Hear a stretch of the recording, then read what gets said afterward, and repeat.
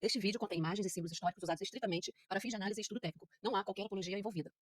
Bem-vindos ao canal, onde desvendamos as máquinas de guerra mais insanas da história.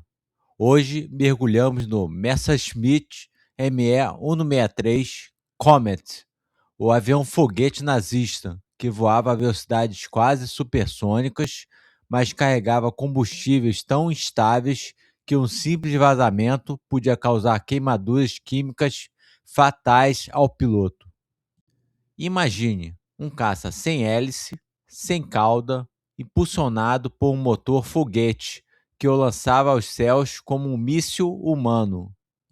Foi a primeira aeronave pilotada a desafiar limites de velocidade que nenhum outro avião de guerra ousou tocar. Se você acha que sabe tudo sobre armas secretas da Alemanha da Segunda Guerra Mundial, pense de novo. Vamos explorar fatos pouco conhecidos, como sabotagens por trabalhadores forçados e testes soviéticos que quase reviveram o Comet no pós-guerra.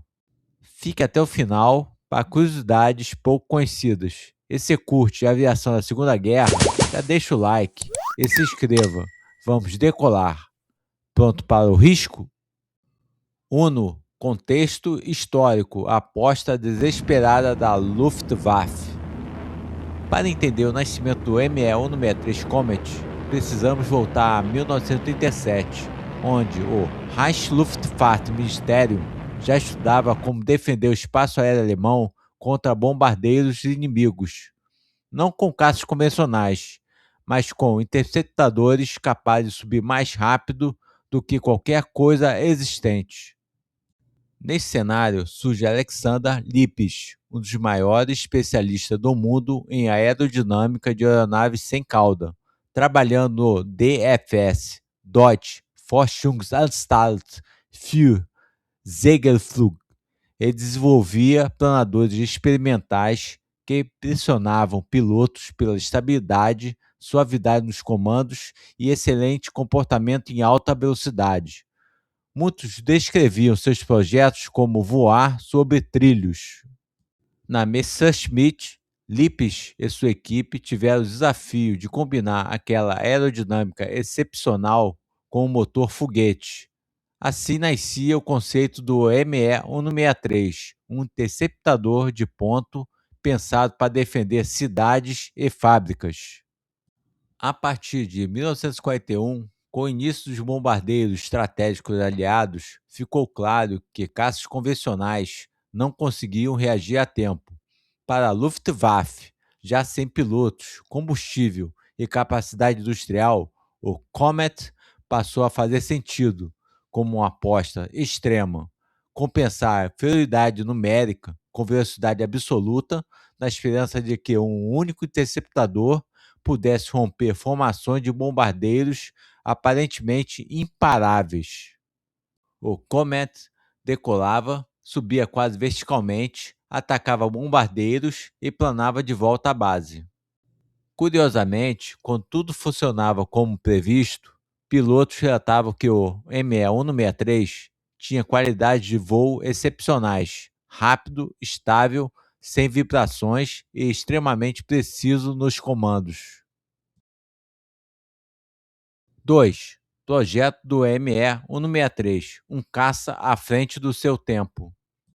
O Me-163 não foi o único avião-foguete desenvolvido pela Alemanha durante a guerra, mas foi o único a combinar operação regular, aerodinâmica refinada e desempenho extremo. Antes do Comet, o Heinkel HE-176 explorou a propulsão a foguete em um único protótipo, que chegou a voar, servindo como prova de conceito, mas deixando claro que velocidade sem controle era inútil, algo que os projetos do Alexander Lipis resolveram com excelência aerodinâmica.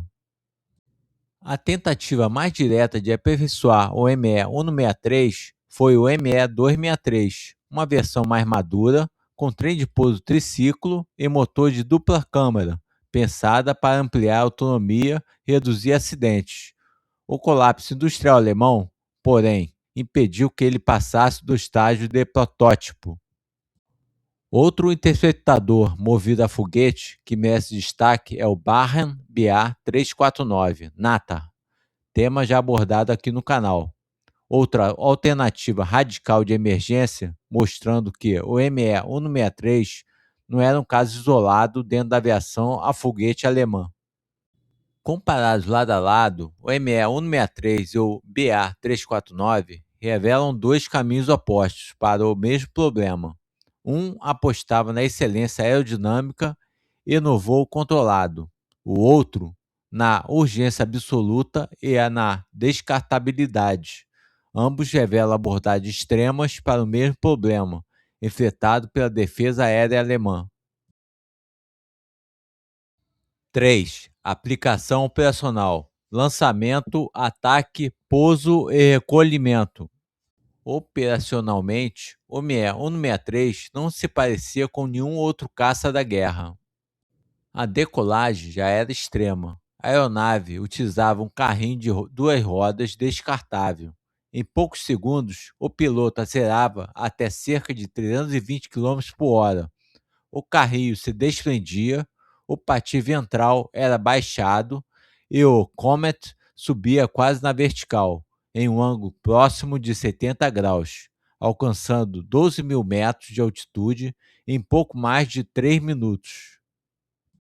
Essa performance era possível graças ao motor foguete Valta HWK 509 Alpha, que utilizava propelentes hipergólicos, substâncias que entram em ignição espontânea ao entrar em contato. O resultado era um empuxo brutal, mas por um preço alto. O combustível durava apenas entre 7 e 8 minutos. No ataque, o Comet subia acima das formações de bombardeiros aliados, então mergulhava em passes rápidos e quase verticais. A quase 1.000 km por hora, o piloto tinha apenas 5 a 7 segundos, o tempo de um piscar de olhos, para escolher um alvo, alinhar a mira e disparar, sabendo que os canhões tinham baixa cadência de tiro e só eram realmente eficazes a curtíssima distância. Após uma única passagem, o combustível se esgotava e o Comet deixava de ser um caça, tornando-se um planador rápido, porém indefeso. Neste retorno, caças aliados frequentemente o aguardavam, atacando quando ele já não podia acelerar nem escapar. O pouso era tão perigoso quanto a decolagem. Sem rodas, a aeronave aterrissava sobre um patim a cerca de 200 km por hora. O efeito solo frequentemente fazia o Comet quicar violentamente, e mesmo com flaps, ventos cruzados tornavam a manobra extremamente arriscada. Muitos pilotos morreram ou ficaram incapacitados nessa fase. Uma vez parado, o avião não conseguia se mover por conta própria. Era então içado por um trator especial, o Schlepper, e rebocado até uma área de reabastecimento. Outro momento crítico, em que o Comet ficava exposto e vulnerável no solo. Não é à toa, pilotos como Wolfgang Speth descreviam a experiência como ser disparado por um canhão, enquanto o retorno em voo planado era lembrado como um elegante e silencioso, como um dardo. 4. Logística e combustível, quando o maior inimigo era o próprio avião. Se o ME-163 era extremo no ar, no solo ele podia ser ainda mais mortal. Seu maior inimigo não era apenas o caça aliado, mas o próprio combustível. O Comet utilizava dois líquidos separados, o T-Stoff e o C-Stoff, que entravam em ignição espontânea ao menor contato entre si. Além disso, eram altamente tóxicos e corrosivos, capazes de destruir tecidos humanos em segundos. Cada reabastecimento necessitava de cuidado extremo. Mecânicos vestiam roupas especiais e, ao final do processo, a aeronave inteira era lavada com água para eliminar qualquer resíduo invisível que pudesse transformá-la em uma bomba prestes a explodir. Em um dos acidentes mais chocantes do programa, em 1943, o piloto Joseph Bus sofreu um vazamento de textoff no cockpit, atingindo seu corpo após um acidente na decolagem com um carrinho de rodas. Ele conseguiu realizar um pouso de emergência, mas quando a equipe de resgate alcançou a aeronave, ficou evidente o potente efeito devastador e corrosivo do combustível, um dos episódios mais extremos do programa Comet. Paradoxalmente, o resto do avião era quase simples demais. O ME-163 herdava muito da filosofia dos planadores: fuselagem mista de madeira e metal, asas produzidas até por fábricas de móveis, cockpit mínimo. Mas o Comet escondia uma excentricidade curiosa, uma hélice no nariz. Em pleno voo, ela não servia para propulsão, mas para gerar energia elétrica a partir de uma turbina auxiliar, usada exclusivamente para alimentar o sistema elétrico básico do cockpit, apenas o estritamente necessário para manter os instrumentos essenciais funcionando. Com o intuito de simplicidade, custos e peso, não havia trem de pouso convencional, apenas um patim ventral e um carrinho descartável para a decolagem. 5. Armamento, versões e o caos da produção. Se o ME-163 conseguia alcançar seus inimigos, o impacto era devastador. O Comet era armado de 2 canhões marca 108 de 30 mm com apenas 60 projéteis por arma. Poucos disparos, mas cada um deles capaz de rasgar a estrutura de um bombardeiro pesado. Bastavam 2 ou 3 acertos diretos para comprometer seriamente um B-17 ou Lancaster. O problema era chegar perto o suficiente. O projétil do Marca 108 tinha baixa velocidade inicial, o que obrigava o piloto a se aproximar perigosamente do alvo. Em um ataque a quase 1000 km/h, isso significava alinhar a mira, calcular a deflexão e disparar em segundos, enquanto atravessava uma muralha de metralhadores defensivos. Não havia segunda chance.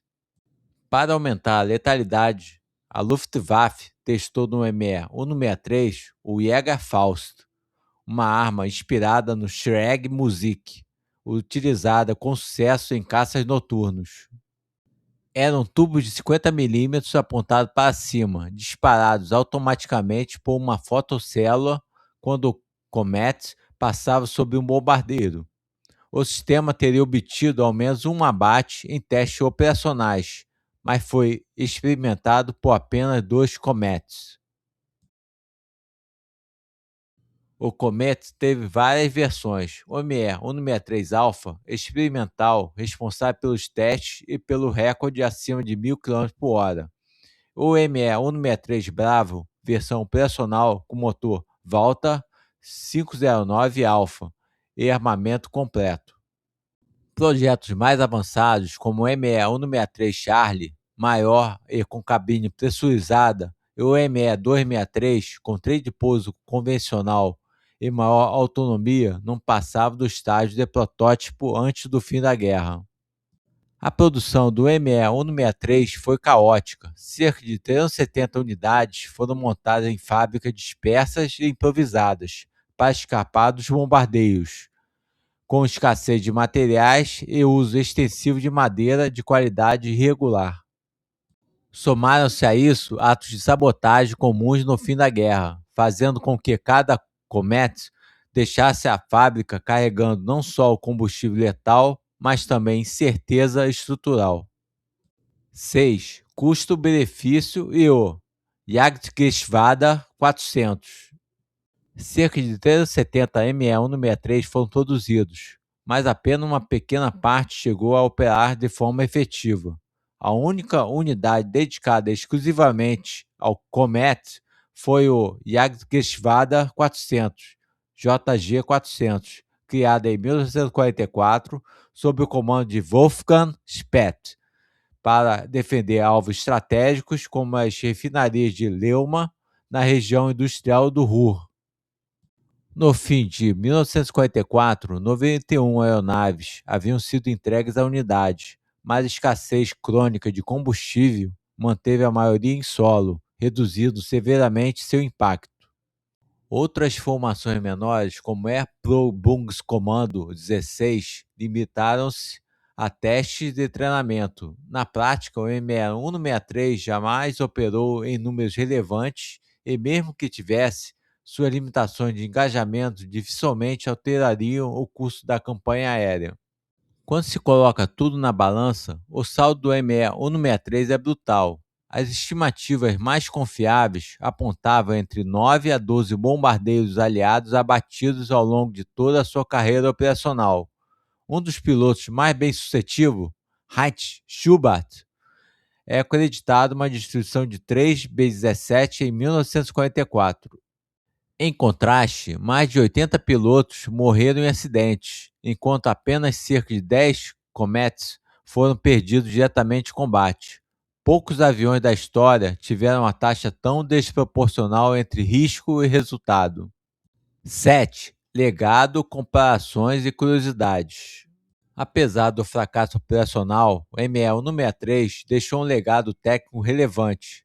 Seus estudos de propulsão foguete e de voo transônico, aliado à configuração sem cauda e às asas enflechadas de Lippisch, influenciaram a pesquisa do pós-guerra e do Ocidente, e na União Soviética com reflexos em aeronaves experimentais, mísseis e indiretamente em projetos de asas em delta, como o Mirage e o Gripen. Foi também a primeira aeronave pilotada da história a ultrapassar a marca de 1.000 km por hora, um recorde que só seria superado em 1947 com o Bell X-1, rompendo a barreira do som. Ainda assim, o Comet também acumulou uma coleção de apelidos nada lisonjeiros entre aliados e alemães: Devil's Broomstick e Powdered Egg, referências tanto ao seu formato quanto ao perigo constante que representava. Frequentemente descrito como uma missão só de ida, o ME-163 foi operado exclusivamente pelo Jagdgeschwader 400 por pilotos cuidadosamente selecionados que aceitavam conscientemente riscos extremos ao voar em uma aeronave muito à frente do seu tempo.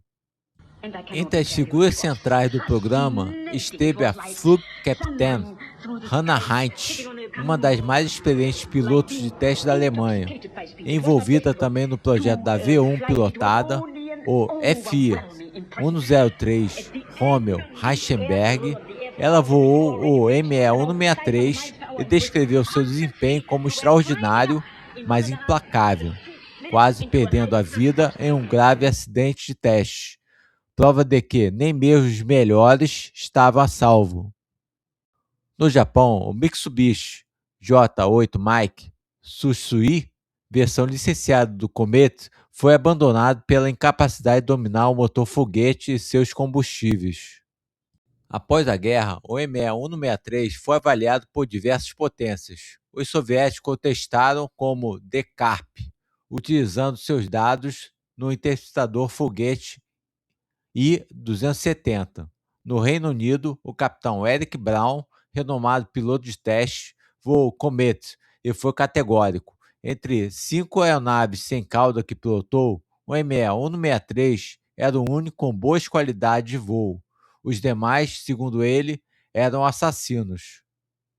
O verdadeiro problema sempre foi o combustível. Com o rápido avanço dos jatos, o projeto acabou abandonado. Estima-se que ao menos 29 cometes tenham sido enviados para fora da Alemanha após a guerra. Destes, cerca de 10 sobrevivem e hoje estão preservados em museus ao redor do mundo. A maioria pertencia ao Jagdgeschwader 400 e foi capturada pelos britânicos em Huzum em 1945.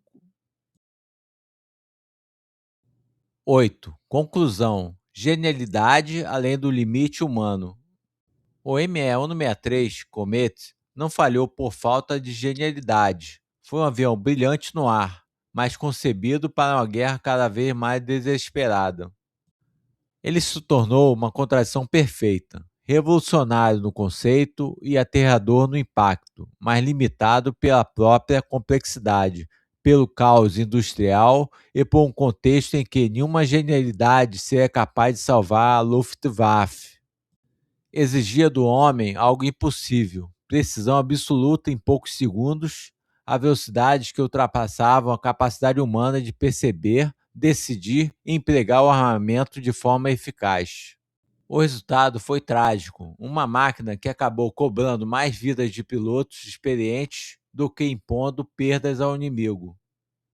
No fim, o ME-163 Comet tornou-se o símbolo do desespero de um regime nefasto à beira da derrota, uma tentativa extrema e irracional de adiar uma guerra já perdida, empurrando a tecnologia além do limite do homem que precisava pilotá-la.